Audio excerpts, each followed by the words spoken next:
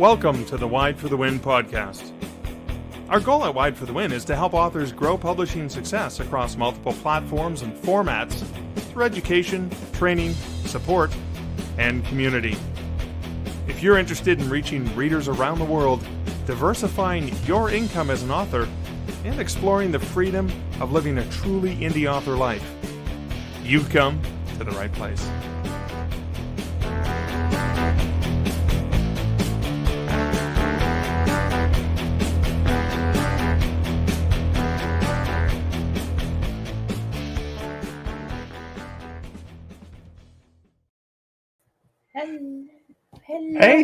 Hello.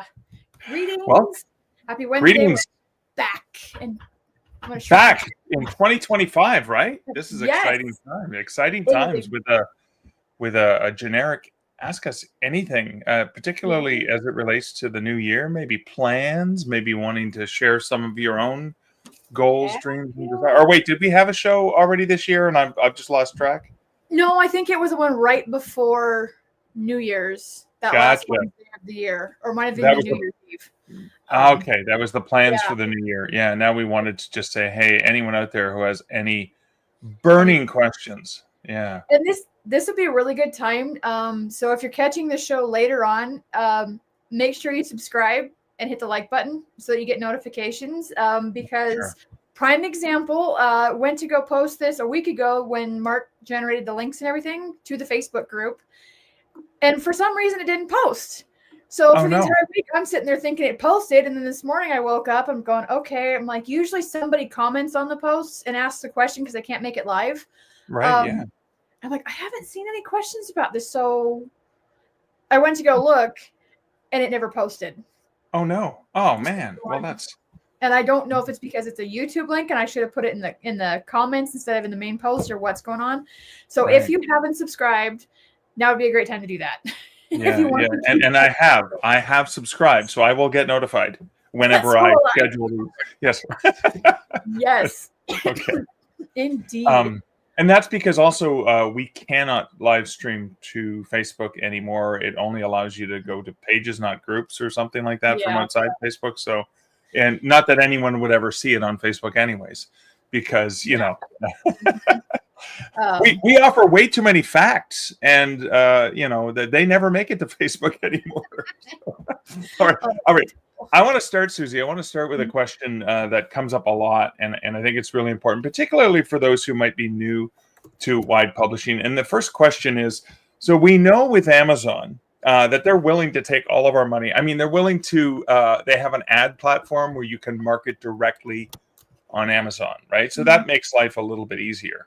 Yeah. So how does an author who's used to potentially, you know, okay, I go to Amazon and I pay them money and they show my books to people, hopefully the right people.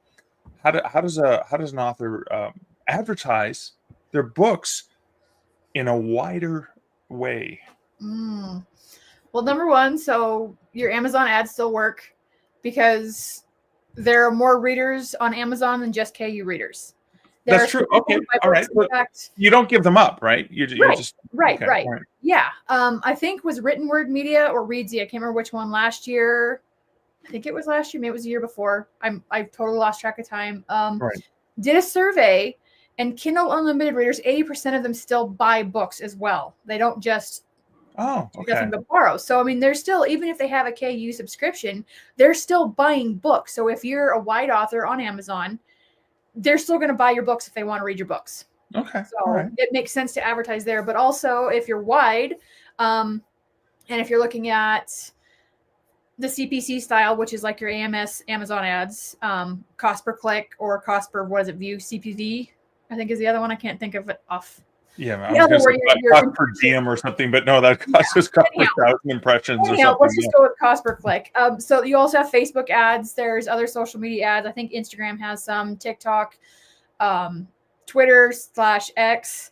Right. There's CPC ads everywhere, but one of the ones that I actually really like is BookBub ads. We're not talking featured deals. We're talking the actual CPC BookBub. You're talking about an ad. Yes, but what's the benefit there? Oh, is the benefit that you can link to more than just one retailer?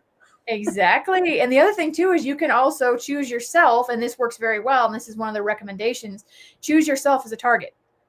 because what happens is anybody who has ever clicked on, liked, favorited, reviewed one of your books on their platform then is shown the ad. Right. Yeah, and people forget often to target themselves. Yeah. It sounds wrong. I'm going to target myself. Yes. Yes. And the other thing too is because you can have the other platforms. What I see most wide authors do for BookBub ads is they actually don't include Amazon. So they'll target just those wides, and that way you're not competing with you authors for Amazon. Yeah. Oh my God, I never thought about that. Really? Oh wow. Oh, interesting. I never. You know what? I've never tried that. I'm going to try that next time. I'm just going to target my other wide platforms where I actually make the full 70%. Yeah. Right. Oh, 99 cents. Or more at Smashwords. So okay. And that reminds me. So BookBub, obviously getting a BookBub feature deal is like winning the lottery. It's hard for people whose first name isn't Susie and last name isn't O'Connell to get a BookBub feature deal. Says the guy who just got rejected again. God bless them. I love the people at BookBub, but they have a lot of competition and a lot of really great authors, and I don't always get my deals. Like every 25 or 30 submissions, maybe I get an acceptance, But there are, just like Amazon is the world's largest retailer for English language books, and some of the other retailers are not necessarily as big, there are other platforms where it may be easier or almost guaranteed to get a deal. And I've recently had some good success with the aforementioned writtenwordmedia.com, Bargain Booksy, Free Booksy, but they also have connections to a Fussy Librarian and a few, because they now offer like pre-built like stacking where you can actually get promo stacks, and so I can use Written Word Media to stack 3 or 4 different I think 3 up to 3 different promo stacks, and then there's another company called Crave Books, even smaller than Written Word Media. They haven't been around as long, so obviously it takes a while to build up. And with Crave Books, I could also get into a whole bunch, and I just booked one just earlier today. I just went into Crave Books, and I'm trying to. Did I make a note here? Bargain ebook. Crave Books has its own platform, and I didn't write down the ones that I booked, but they've got a slew of different platforms, and sometimes it's like $5 or $14, so it's not $800 or whatever. But I find that also is potentially putting me in front of a different audience from a different newsletter. Yep, exactly. And links to all of the main retailers as well. And I think on Crave Books, I think I was able to add my Smashwords link, but I was also able to add my PayHip store, my direct sales. Yeah, so why not take advantage of it? And it's so funny. I did run some promos just earlier towards the end of the year on a different book, and the beginning of the year, they sort of, as people had new Kindles and Nooks and Kobos under their tree and stuff like that. And I'm still seeing some tail tag on. I don't notice on the retail sites because I can't tell, but I can tell the people who are downloading directly from my store. This is for a free download, because again, they get the free download. I get them for my newsletter list, right? Yeah, that's a really great point. That actually does remind me.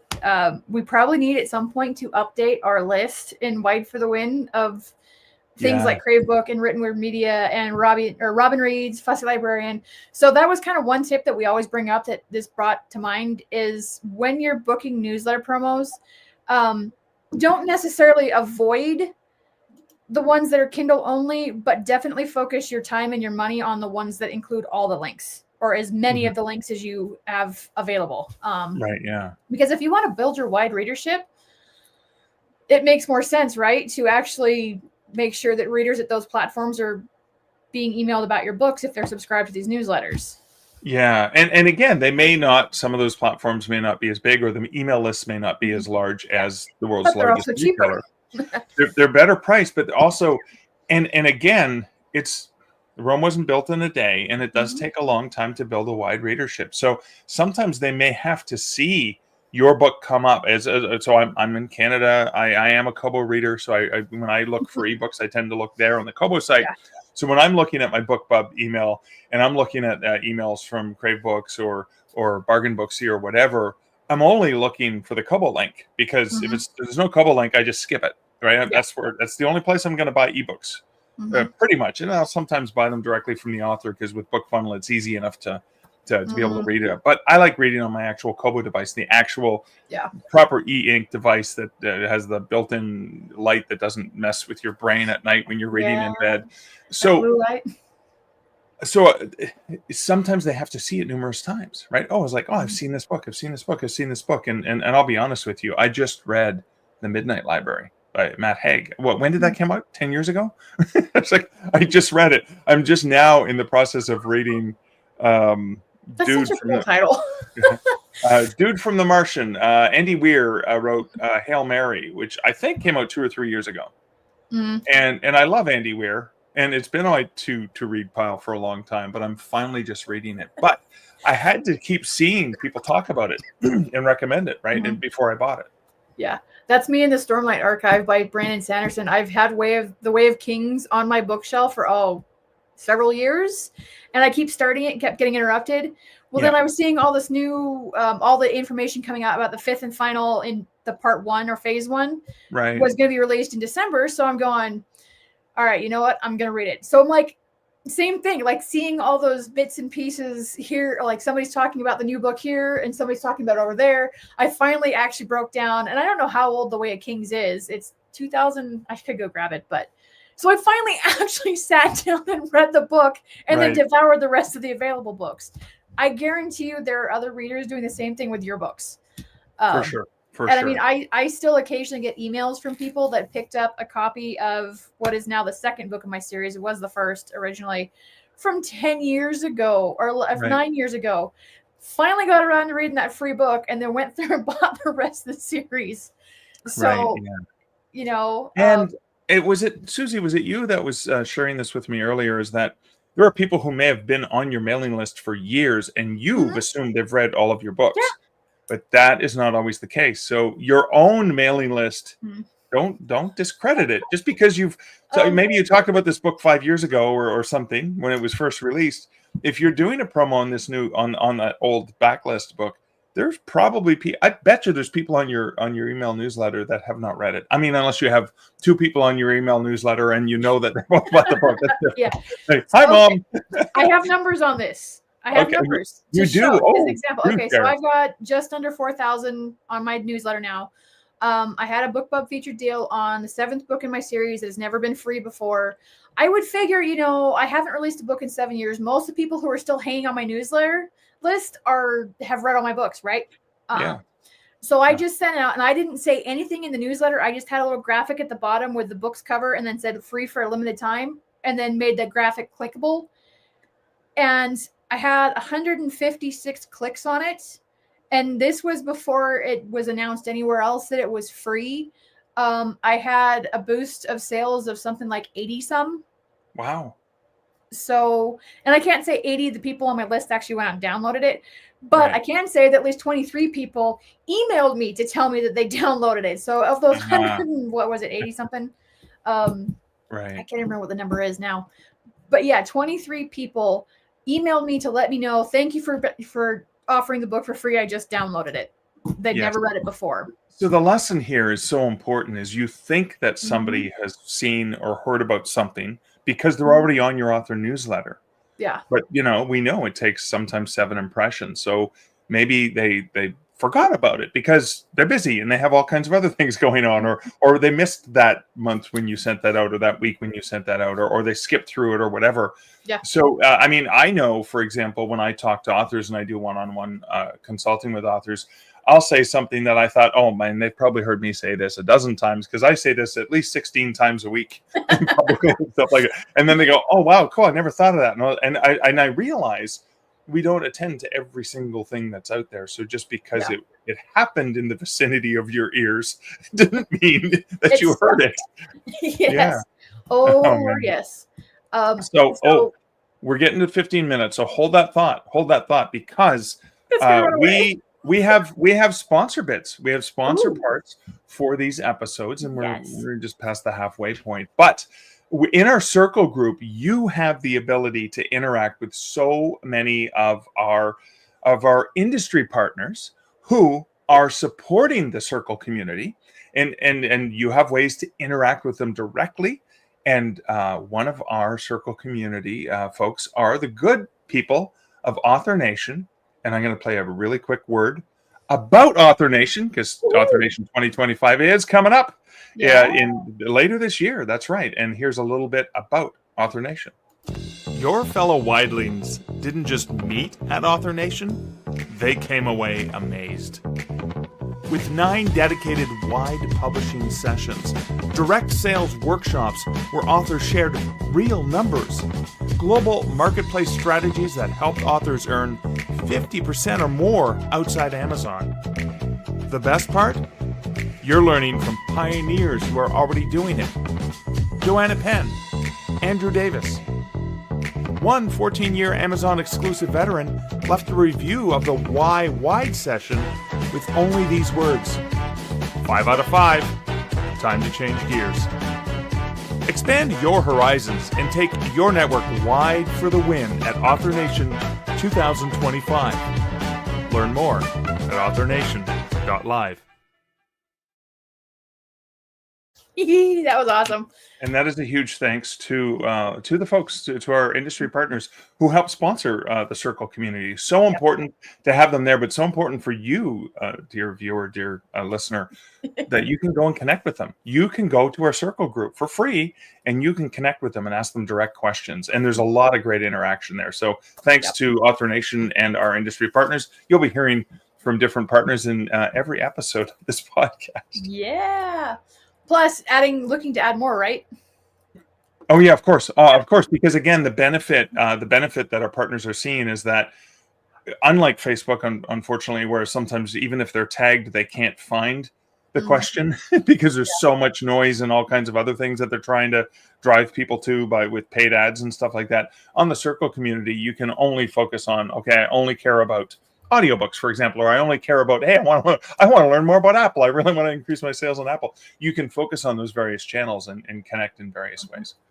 Or like me right now, I'm focused primarily on writing, so I don't want all the noise from the other groups, so I can leave the other spaces and focus just on the writing craft space. Exactly. You care about craft right now. And yeah, I love that. So, okay. But before I started that ad, you were about to share something really cool. And I was smart and I wrote it down. So newsletter tip on the whole, don't assume that everybody on your list has read all your books. So what I found really, really useful, and it's not a huge seller, but I usually get, 4 or 5 sales every newsletter I send out with a 4,000 member list. Yeah. Include one of those graphics at the bottom. And it doesn't even have to be a free book. It doesn't have to be a discounted book. It can be either you can do it for your sale and or not your sale, your direct sales store. So if you have a PayHip or a Shopify store or WooCommerce, right, and you want to focus on selling there, you can just have a little graphic that says, hey, newsletter subscribers get 10% off with this code at checkout.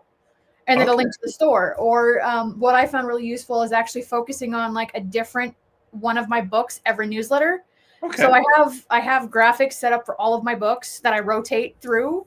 Right. Unless I've got a sale going on, in which case I'll do it with a sale. But I mean, just something simple like having that little graphic at the bottom. And I mean, it's at the bottom under my signature. And it's still between 5 and 10 sales every time. I love that. And if you don't have a direct store, because it does take effort to set up, and not every author's done that, there are places that you can DIY coupon codes. So with the Barnes & Noble, B&N Press Direct, you can create your own coupon code for there. And you can feature just so this month I'm going to feature B&N Press. And this book on B&N Press is 30% off. Or here's a coupon code for Google Play. Right? Get this or Smashwords. Those are the 3 I know you can DIY coupon codes. You don't need to rely on someone to make them for you. You can go and do them yourself. And there you go. There's 3 different newsletters, same book, 3 different platforms. And you never know, because someone's like, oh, I've never checked out books on this platform. I'm going to go check it out because I can save 30%. Or if they are a fan of any of those platforms, winner. Winner.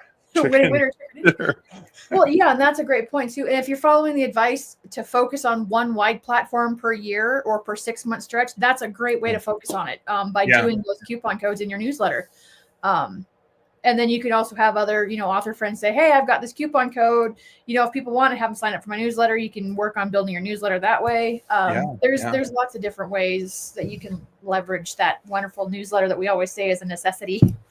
And the other thing that's so important that you do when you do something like that in your newsletter is, the retailers aren't going to see it, but you are referencing Barnes and Noble or Apple or Google or Kobo or Smashwords or any of those other platforms. And it never hurts for you to acknowledge to your readers that you can get your stuff there. What I often do by default in the bottom of my author newsletter is I have a link to Overdrive here in North America is one of the largest wholesalers for library platforms. And overdrive.com, it has a public facing page that shows a lot of my published books there. Nice. And I said, you can get pretty much any one of my books for free through your local library. So you can click on this overdrive.com map. It takes you to Mark Leslie or Mark Leslie the Fave, because I've got the two different brands. And you can see if your local library has my book. And if not, well, you can request it. So, and that's for ebooks, obviously, but you can always request the print book or the audiobook too. Yep. Oh no, that's for audiobook and ebook, I should say. It's digital only. Digital. There we go. There's the keyword. Yeah. I love newsletters, especially with social media, with all the craziness with AI bots. Now Meta wants to introduce AI bots. We're already not seeing posts. Like, I don't see posts from my friends and the pages that I follow until like 5-6 days later. Right. If there's anything time sensitive, newsletter. Yeah. I think, I don't know, looking forward. What do you think, Mark, since we're at the beginning of the year? I'm thinking newsletters are going to be even more important than they were before.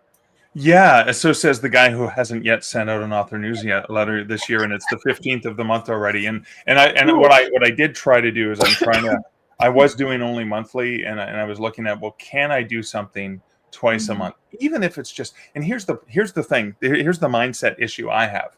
Well, I don't want to bother them unless I have something really big to tell them. And I think what you forget is they probably don't have time to read anything really long anyway. So giving them something relatively small or whatever could potentially impact them. The other thing too is I share a lot of tidbits and things like that on social media all the time. And they're just little things. Like I just got a friend of mine, a dear friend of mine who paints, sent Liz and I a beautiful Christmas card because of the Canada Post strike. We just got it yesterday because from the beginning of November till Christmas, they had this huge backlog. But it's this gorgeous skull. I love skulls. I'm a horror author. And it's this gorgeous skull card. So I just took a picture. I'm like, I'm going to share this on social media because it fits my brand and whatever. Well, just because I shared it on Instagram, for example, and I went to Facebook or I shared it on Twitter as well, doesn't mean that the people who subscribed to my newsletter even saw it. So I could use the same, look at this cool skull someone sent me. Like someone, a good friend of mine sent me. I love it. I think it's amazing. Just sharing something like that. It doesn't have to be about selling your books. It's just about sharing those things that some of your readers might be interested in. Going like, yeah, Mark writes scary stories. Of course he has a skull collection. My two cows are stars of my newsletter. I frequently have to provide updates about my cows. Well, there you go. Yeah. Yeah, it's those cows are not featured in most of your books, right? Not those two particular cows, but I do have cows. Well, you do have cows. Of course, you have cows, but not those two cows.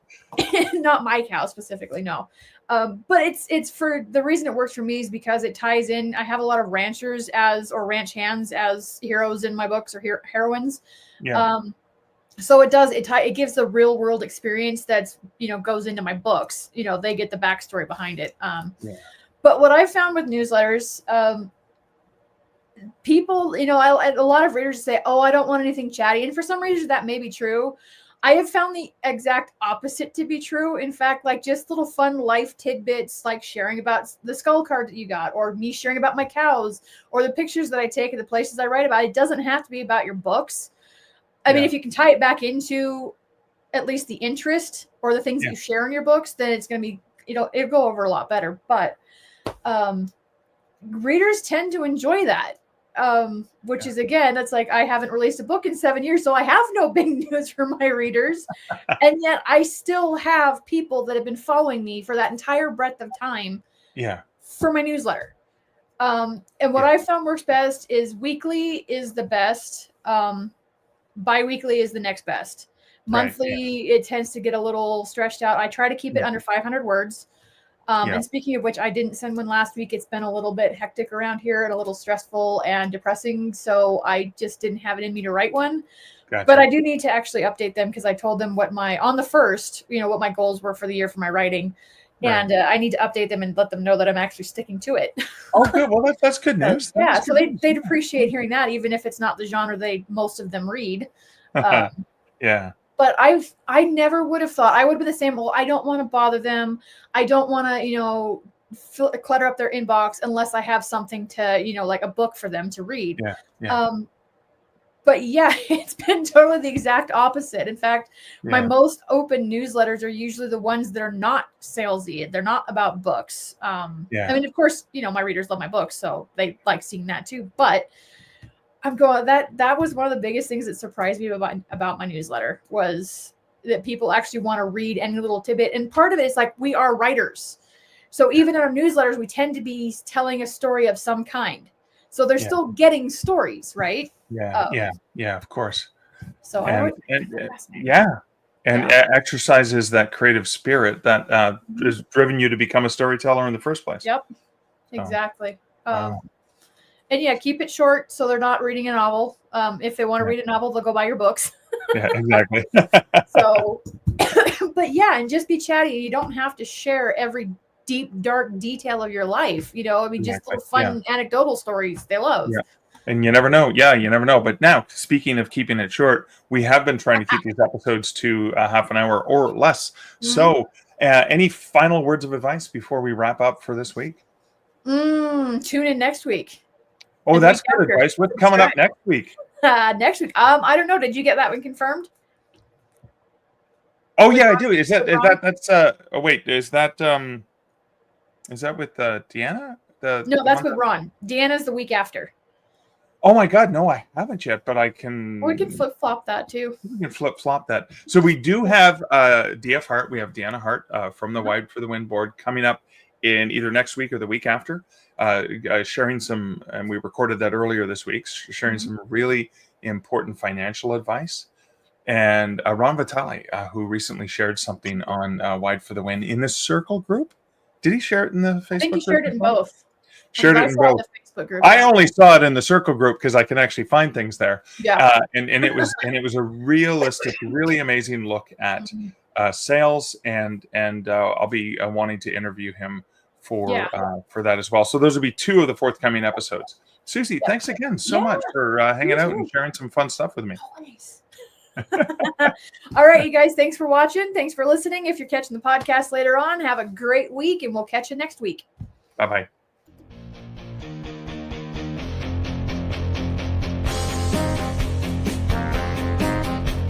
You've been listening to the Wide for the Win podcast. For links to our Facebook and Circle groups and other helpful Wide publishing resources, go to wideforthewin.com. The music for this podcast, Sax and Rock and Roll, was written and performed by Kevin MacLeod and was licensed at incomptet.com.